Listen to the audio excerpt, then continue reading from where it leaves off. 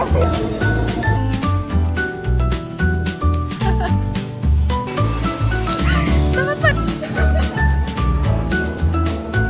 my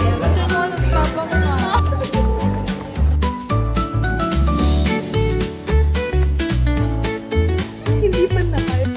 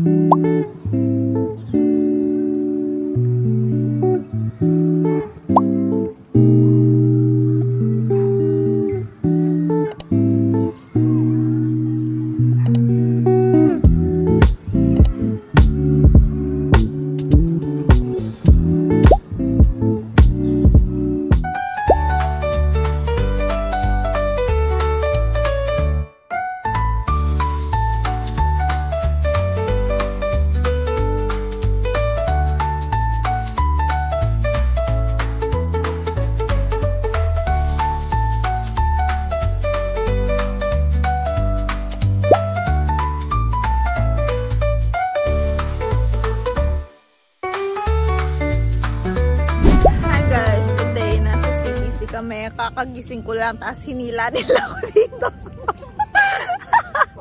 Kain tayo. Oh my God, it's the balat. Kikita nyo ba yan? Nakikita nyo yan?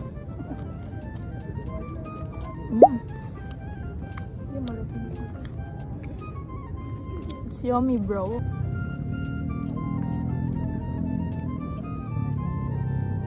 Sino nga yan?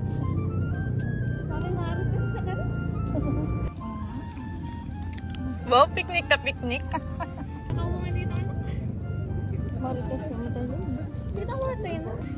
Hi, Ate Josie. What are you eating? French fries. Is it yummy?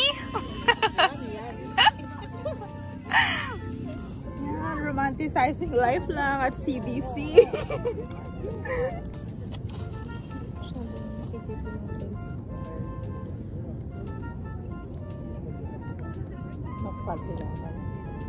Anong ginagawa sa CBC? Kumakain.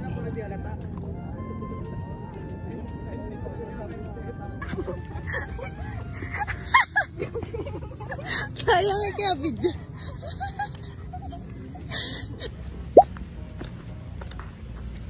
Mukha akong ano?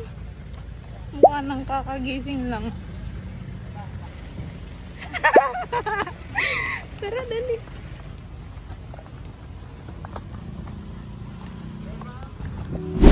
Morning, Lily. Good morning. Today is July 5 and nandito lang ako sa salon para magpa-color ng hair kasi ipapapantay ko na siya and pangit na rin kasi tignan, super brassy na. I need to look presentable kasi nga graduation pictorial ko na yan sa July 8. And by the way, I'm with my friend pala.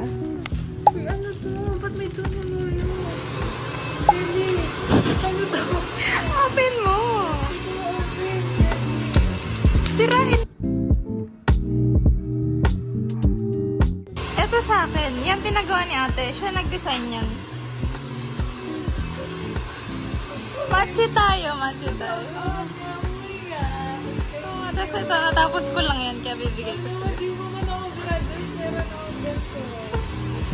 Wala, tapos na ang kanyang colors. Tapos na magmaganda. Maganda. Ready ka na sa graduate. Ano tomorrow? Sa ano ba ako? 7 ngayon, diba? Sa 8.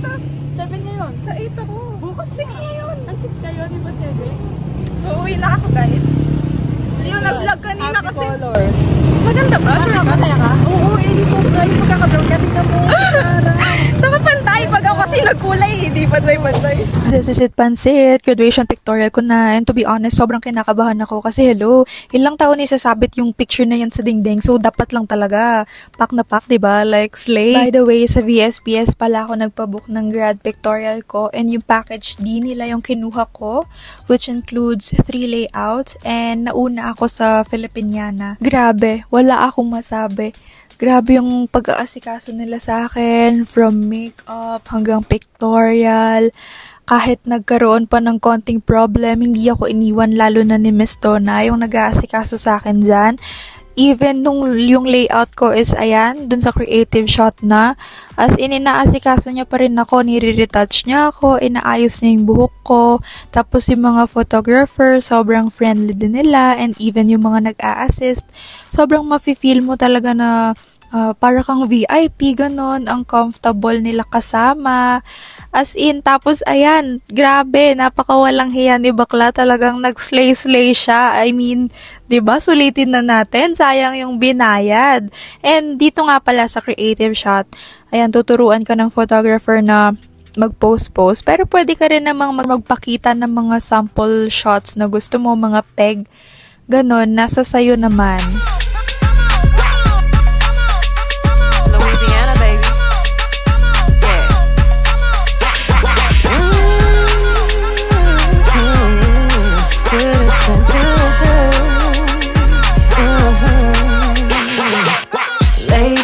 I've been tweaking, and I know you're the reason for what you're doing to me.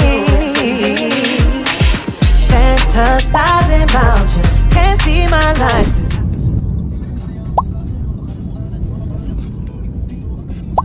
Suot kita binyan mo kayo. Lakas pala maka-sexy na ito. Ano? Itong white. Ganda yan. Sakto yung pamutan siya. Dalawa na yung pinunta. Ay! Hindi ako pa. Hindi ka nga. OA mo talaga, te. Ang ganda-ganda mo. Eh, kung sino nakikita. Grabe. Yung dalawa, hindi pa natin. Smile ka na. Bigger smile. Wait lang. Ano yung ano ka, napagalitan ako? Nakisali. Ang ligid ko daw sa dance floor, sabi mo. Totoo naman. Kanina mo pa. Makulit ko parang batang ano. Puslet. Bigger smile. Paano ba nag-smile? Tapos tears. Graduate na ako, ma. Nakapag-graduate ka na ng ano. Saan yung ano mo na? Asan yung ano ni papa ko, ma? Asan yung papa ko? Nakulitan mo pa. So, medyo hectic ang schedule natin for today. Charot. Right after ko samahan yung friend ko sa VSPS nga para sa photoshoot niya, dumiretso naman ako sa SM Clark kasi manonood kami ng family ko ng sine. Or hindi ko alam, basta K-pop related something siya. Ayan sila. Another day, another slay. Charot. Andito lang ako ngayon sa isang aesthetic clinic for a collaboration. And ayan pala yung outfit ko. And itong clinic na to, sila yung first ever na nag-o-offer ng white tanning here in Pampanga.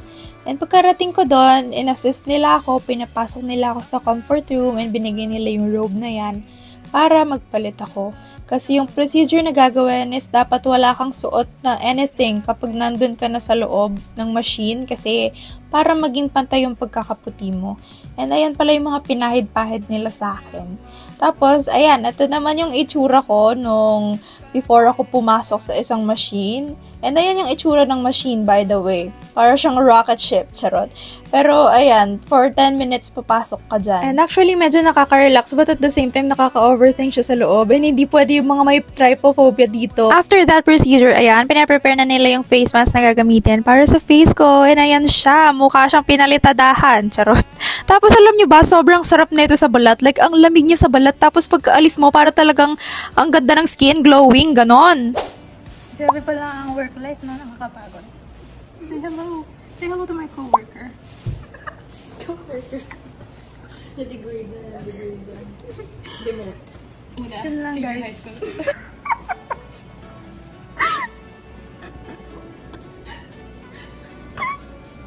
In my working girl ear. Trial. Ganda pala ang work life. So busy.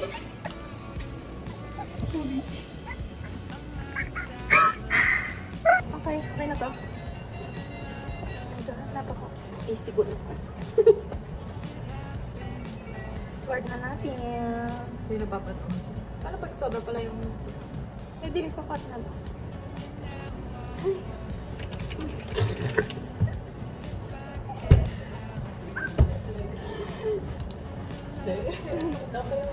Yes. Dapat i-avail natin to. Ano lang? 300 lang. Ito na siya. Diyan. Parang mo yung video mo talaga. Kasi sinave lang siya. May BN pa. Di paano sabi niya, I don't like it. Sarili mo. Kaya pa, I resign. Hindi pa na-hire. Pero yun. So, gagawin natin ay Nagbibigay. mobile.